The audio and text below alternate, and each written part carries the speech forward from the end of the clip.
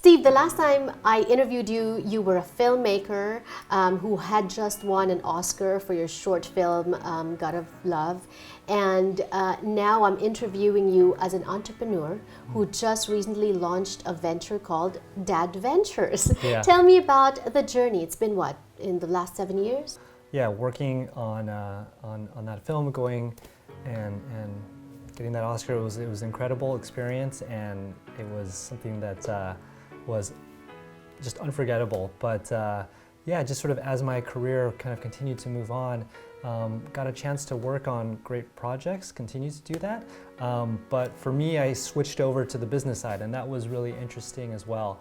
On one hand, just in terms of providing for my family and having that stability was really important. But then for me, professionally, it was also nice to go out of just like being this freelancer kind of in my own bubble and like contributing to a team and being part of sort of something bigger. And along the way, I saw how I could help make an impact and use other parts of my brain that I hadn't necessarily developed as much. And ultimately that led to starting my own business. And as an independent creator, you're used to kind of making things happen. And so being whether you're a producer or an entrepreneur, there's just something that's like, I have this idea and I want to turn it into reality. And that's what led me to start my own company, DADventures. Briefly tell us what DADventures is about. Sure.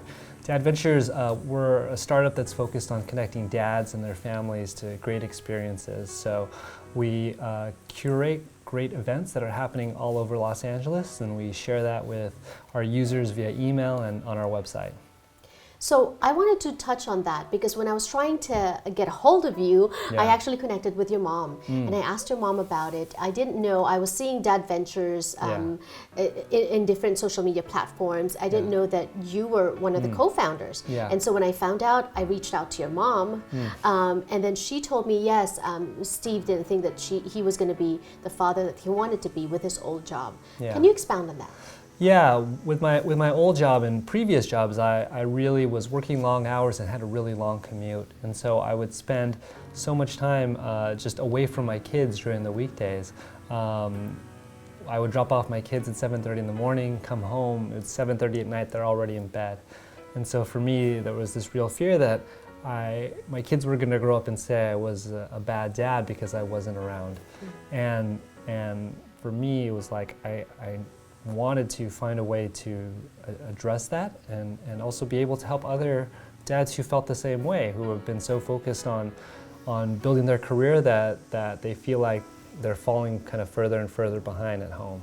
And I want to touch on that, Steve, because in our society, we're raised to believe that fathers go out, get the money, bring home the bacon, bring home the food, and that's a good father. Right. And then the moms are expected to, like what I did, take a break from my career so I can raise a family, have a child. But you're saying that's not totally so because you want to be a good father and that's why you wanted to look for opportunities to be that. Yeah, absolutely. I think that for me, starting this company allowed me to have more flexibility and also instead of working so far, work very close. And so it's been great to be able to be there for my kids and be more involved and still focus on helping other parents through my business. And so to me, yeah, the opportunity to be a good dad and be an entrepreneur is so rewarding. And I want you to touch on that definition of a good father. Yeah. So what is a good father? Yeah. To me, being a good father is just being there. And that's being there physically and emotionally. And sometimes you'll be there physically, but your mind is elsewhere.